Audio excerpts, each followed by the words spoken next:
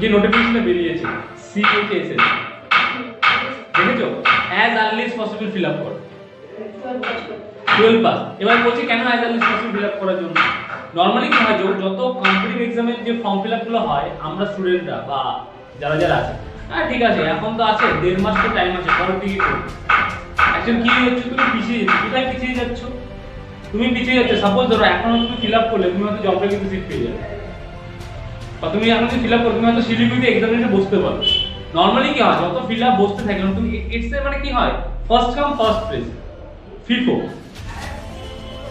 তুমি যদি ফার্স্ট কিসে করো তাহলে ফার্স্ট তোমার সিট বসার জন্য শিলিগুড়িতে অ্যাপ্লিকেবল হবে যত দূরেতে করবে এবং শিলিগুড়িতে ভাই যদি ধরো সিট আছে 10,000 বসার জন্য তুমি ওখানে 1 লাখ অ্যাপ্লাই করো মানে পরীক্ষা বসতে পরীক্ষা ক্র্যাক করতে না তাহলে শিলিগুড়িতে বসাতে পারবে তখন কি করো দূরে পাঠাবে তাহলে আবার কি হলো ওই আবার ওই চক্রবৃদ্ধি করে গেল ওই জন্য এখন as early as possible fill up করো দেখো যদি কোনো প্রবলেম হয় আমাকে জিজ্ঞেস করো আমি প্রবলেম হয়তো যেটা তোমাদেরকে আমি বলছি নিয়ার ফিউচার মানে আমি যত এক্সামের নোটিফিকেশন বের হচ্ছে আমি ওভারঅল ভিডিও বানানো শুরু করছি ফর মাই স্টুডেন্ট বেনিফিটস তাহলে কি হয় অনেক স্টুডেন্ট কিন্তু পাজেল থাকে ওরা জানে না যে কোনটা ফিল আপ করবো কিভাবে ফিল আপ করবো কি বলতে নিউ পিপল মানে প্রবলেম হয়তো জাস্ট কলেজ কমপ্লিট করেছো বা হয়তো কলেজ কমপ্লিট করতে যাচ্ছ তো এটাকে আমি প্রত্যেকটা জন্য আলাদা আলাদা ভিডিও বানাবো তাহলে তোমাদের সুবিধা দেবে কি মনে হয় এটা কতটা সুবিধা করবে তোমাদের আমি তাহলে বলতে চাই কিছু एग्जाम যেগুলো শুনছি ওইগুলো বলছে আমি একদম ক্লিয়ার করছি আমি যেটা মানে খুব বেজি হয়ে যাচ্ছে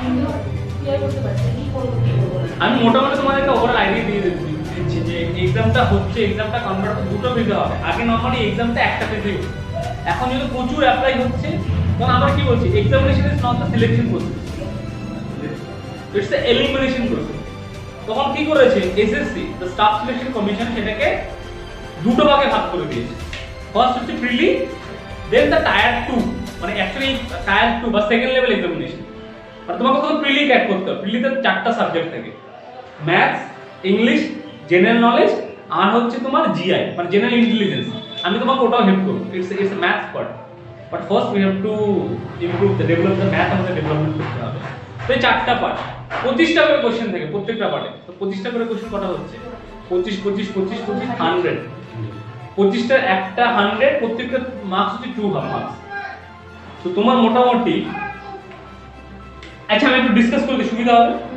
একটু যতটুকু আমার মোটামুটি মাথায় আছে তোমাদের ডিসকাস করি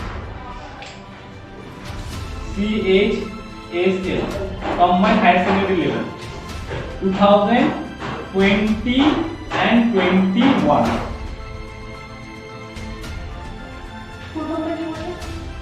combined higher secondary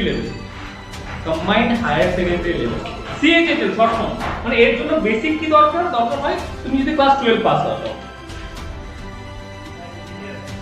12 পাস হলেই চলবে ক্লিয়ার এটা হচ্ছে ফার্স্ট ক্রাইটেরিয়া 12 পাস এটা হচ্ছে এডুকেশন কোয়ালিফিকেশন এবার তার জন্য এজ দরকার 18 প্লাস টু 27 18 প্লাস থেকে 27 তার বেশি হলেও চলবে না তার কম হলেও চলবে না এবার কিছু এজ রিল্যাক্সেশন হয় আমরা তোমরা জানো আসলে এজ রিল্যাক্সেশন কি সেটা হচ্ছে যাদের যদি ওবিসি থাকে ওবিসি হলে তুমি 3 বছর এক্সট্রা পেয়ে যাবে এসসি হলে তুমি 5 বছর এক্সট্রা পেয়ে যাবে এসসি আছে হ্যাঁ এসটি হলো মোটামুটি মানে প্রবলেম 5 বছর জেনারেল হলে যেটা সবথেকে লটারি ওদের 18 to 27 নো মার্সি নো কার্সি নাথিং এটুকুর মধ্যেই করতে হবে দেখো আমি আবার বলি no general no SC no ST think ভাবো যে এটা আমার এক্সাম এটা আমার পেপার আমাকে ক্র্যাক করতে হবে জেনারেল হলে 3 বছর বেশি পাবো ভাই ক্র্যাক করলে এখনই হবে ক্র্যাক না হলে 3 বছর পরে হবে ঠিক আছে হ্যাঁ অনেক সময় অনেকে প্রবলেম থাকে এক্সাম দিতে পারলো না সেই ব্যাপারে আলাদা আছে যে কোনো জিনিস না মানুষ শোনা যায় কি এসসি জন্য কি এডুকেশন অনেক বেনিফিট হয় মানে আমি বলছি ব্যাপার হচ্ছে কি হয় সাপোজ ধরো এই যে আমি বললাম 200 আমি আজকে এক্সামটা নিয়ে একটু ডিসকাস করতে মতো সুবিধা হবে এই যে বললাম আমি 200 এবার এই 200 মার্কস কি কি বললাম প্রথমে হচ্ছে ম্যাথস। রিফ্লেক্ট করছে না তো? অফ করে দাও, দেখতে পাবো স্টুডেন্ট। প্রথমে যেটা বললাম আমি ম্যাথস, কোশ্চেন হচ্ছে 25 কোশ্চেন, মার্কস হচ্ছে 2 করে ইচ কোশ্চেন, 50 মার্কস। তারপরে হচ্ছে তোমার ইংলিশ, কয়টা কোশ্চেন? 25 কোশ্চেন আগে, মার্কস হচ্ছে 2, 50 মার্কস। তারপর চলে আসছে জিআই, জিআই কে বলা হয় জেনারেল ইন্টেলিজেন্স, আমি ডিসকাস করব পরে। জিআই জেনারেল ইন্টেলিজেন্স, সেটা হচ্ছে 25 কোশ্চেন, 50 মার্কস। তারপর ফাইনালি হচ্ছে তোমার general knowledge, GK, 25 question, 50 marks. তার টোটাল কত হলো? 50 50 100 150 200 মার্কস। এখন যা কম্পিটিশন শুরু থেকে জল নিয়ে না, এখন যা কম্পিটিশন মোটামুটি জেনারেলদের ক্ষেত্রে মিনিমাম 170 ক্রস করতে হবে। 170 মানে আউট অফ 200 তোমাকে মিনিমাম 170 প্লাস করতে হবে for cracking, for if you want to crack for the prelim one level 1 যদি ক্র্যাক করতে যাও তোমাকে 170 প্লাস করতে হবে, আদারওয়াইজ কোনো অপশন নেই, 170 প্লাস করতেই হবে। এবার মজার ব্যাপার কি বলতো, যে 170 বললে কি করে পসিবল? সেটা পসিবল, আমি যেটা বলি সম্ভব, সব সম্ভব। নর্মালি ফোকাস সবাই কি করে? জিকেটা ফোকাস করে, জিকেটা পড়তে হয় না, মানে কিছু মনে করার নেই, প্র্যাকটিস করে নেই, পড়ে যাও। এবার ভেবে না তো জিকে তুমি কত পড়বে? আনলিমিটেড মানে ইনফিনিটি, সমুদ্র তো প্রচুর, মানে পড়ে শেষ করা যায়। তুমি কত পড়বে? History, geography, biology, physics, chemistry, তারপরে হচ্ছে তোমার কারেন্ট অ্যাফেয়ার্স, কত পড়বে ভাই, কত পড়বে? আমি সবসময় যেটা বলি, এখানে জিকেতে 2-3টা সাবজেক্টে ফোকাস করো। 2-3টা সাবজেক্ট কি কি?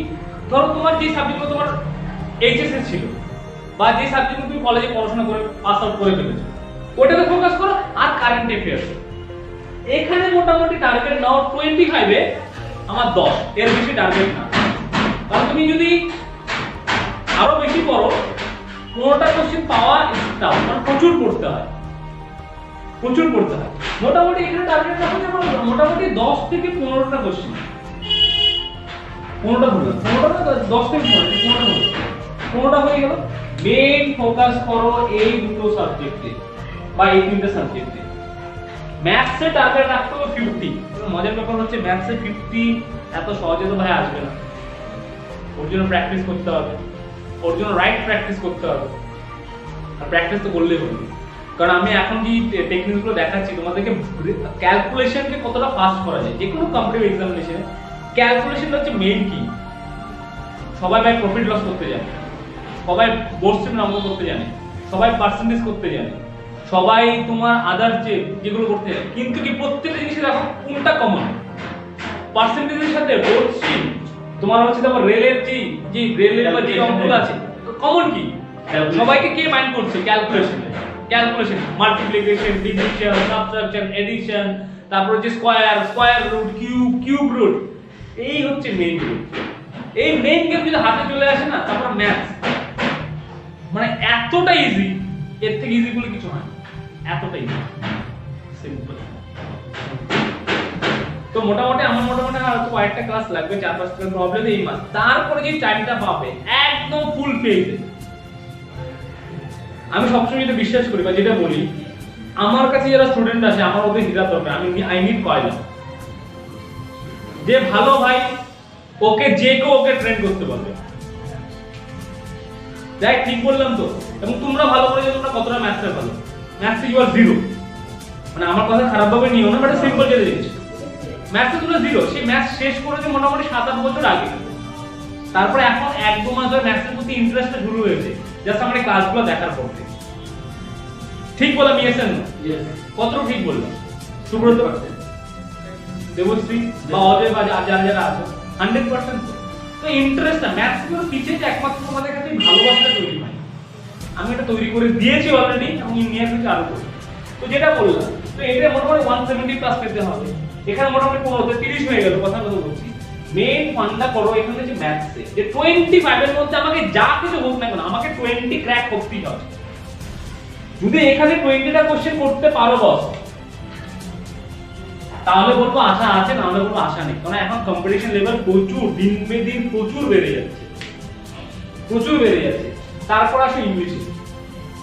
নরমালি যারা স্টেট বোর্ড লেভেলের স্টুডেন্ট থাকে, তোমরা বা যারা আছে, ওরাও ইংলিশে কোনো না কোনো জায়গায় একটা পিছিয়ে থাকে। কারণ করে না, গ্রামার করে না, এসে করে না, কলেজ পাস আউট করে যায়। কলেজ পাস আউট করে, ইভেন আমি তো দেখেছি যে ইংলিশে অনার্স অনেক স্টুডেন্ট আছে, they know the grammar properly. তো এটাকে এরকম প্রিপারেশন করে মোটামুটি আমাকে 15 আমাকে রাইট করতেই হবে। আমি তাও অনেকটা কম বললাম, 15 আমাকে রাইট করতেই হবে। তাহলে কত হলো? 20, 15 জিআই তে minimum, because is a calculation process. এখানে টার্গেট রাখতে হবে 20 প্লাস, আমি তো 20 বললাম। তাহলে আমার কটা কোশ্চেন হলো? 20 20 40 50 50 30 17। তার মানে কত হচ্ছে আমার 70 হচ্ছে, 72 টা কত হচ্ছে? 140 140 140। তুমি এখনো 30 নম্বরে পিছিয়ে আছো, এখনো 30 নম্বর পিছিয়ে আছো। মানে ভাবতে পারছো কি করে করতে হবে? তাহলে তোমাকে কোন জায়গায় ফোকাস করতে হবে? তাহলে ম্যাথসে 22 করলে হবে না, মিনিমাম এখানে 22 করতে হবে। তাহলে ভাবো, আউট অফ 25 তোমার কারেক্ট করতেই হবে, 22 কারেক্ট করতেই হবে। এখানে মোটামুটি তোমার ইংলিশে 15 করলে চলবে না, 20 মোটামুটি ধরো এখানে তোমার করতে হবে 18।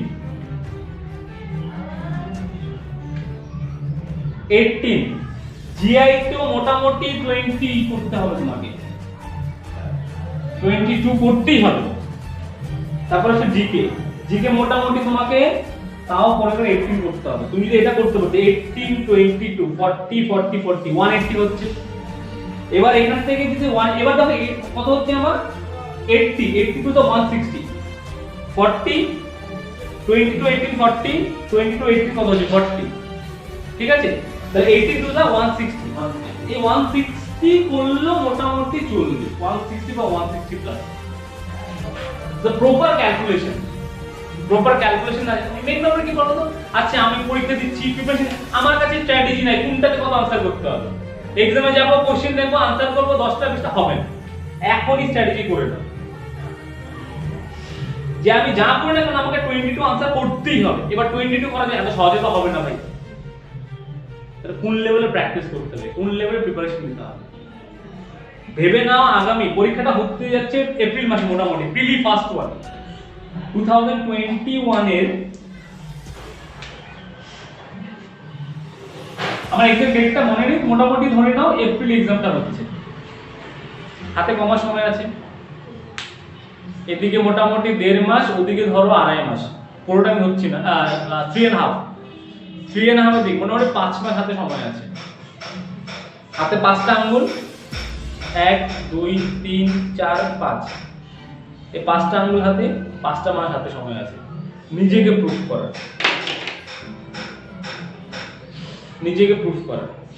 5 মাস সময়। চাকরি পেতে 5 মাস সময় আছে। কেন বলছি চাকরি পেতে 5 মাস সময় আছে? কারণ আমাকে এক্সামটাতে ক্র্যাক করতে আগে তো প্রিলি তো ক্র্যাক করতে হবে। আগে যদি সিনেমা হলে সিনেমা হলে যদি বই দেখতে যাই, আমাকে টিকিটটা তো আগে কিনতে হবে। টিকিট না গেলে আমার সিনেমা হলে বই দেখতে যেতে হবে। এটা হচ্ছে টিকিট, 160 প্লাস হচ্ছে টিকিট সেকেন্ড রাউন্ডে যাওয়ার জন্য। সেকেন্ড যে কোনো এক্সামিনেশন ক্র্যাক করা কঠিন না, তুমি কতটা ভালো স্ট্র্যাটেজি করতে পারছো সেটা হচ্ছে মেইন দেখা। কতটা ভালো স্ট্র্যাটেজি, যে ভাই স্ট্র্যাটেজি ভালো তৈরি করে সে একটু প্র্যাকটিস এদিক ওদিক কম হলেও জিতে যায় যে কোনো গেমে, সেটা ক্রিকেট হোক, সেটা ফুটবল হোক, বা যে কোনো গেমই হোক, বা সেটা চেস হোক। চেস একটা ফেভারিট গেম।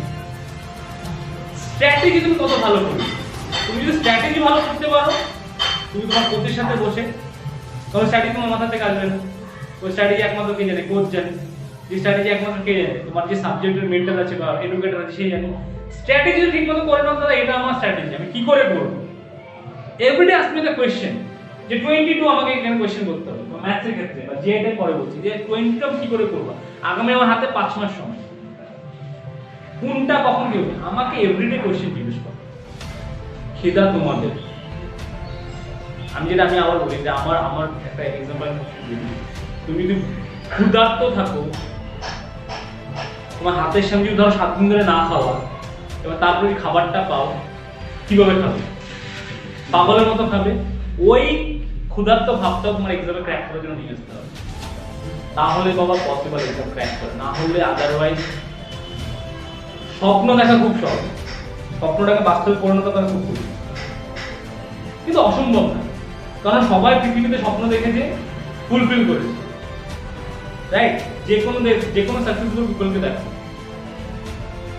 সেটা তুমি দেখে নাও কোনো বিজনেসম্যান, দেখে নাও কোনো সার্ভিসম্যান, দেখে নাও কোনো পলিটিশিয়ান, বা দেখে নাও যারা যারা লিজেন্ড আছে, নেতাজি সুভাষচন্দ্র বোস বা স্বামী বিবেকানন্দ, তাদের প্রত্যেকের ডিফারেন্ট ডিফারেন্ট গোল ছিল এবং গোল দেখেছে, গোলটাকে পাওয়ার জন্য ওই লেভেলে কাজ করেছে ভাই, তাহলেই হয়েছে। ওই লেভেলে আমার কোয়েশ্চেন আছে তোমাদের কাছে কি স্বপ্ন দেখার মতো ক্ষমতা আছে? অবশ্যই। কতটুকু? অনেক। কলে তো পাইছি নি 100% এবার যেটা নিজেকে প্রুভ করো, কাউকে প্রুভ করতে হবে, নিজেকে নিজে প্রুভ করো।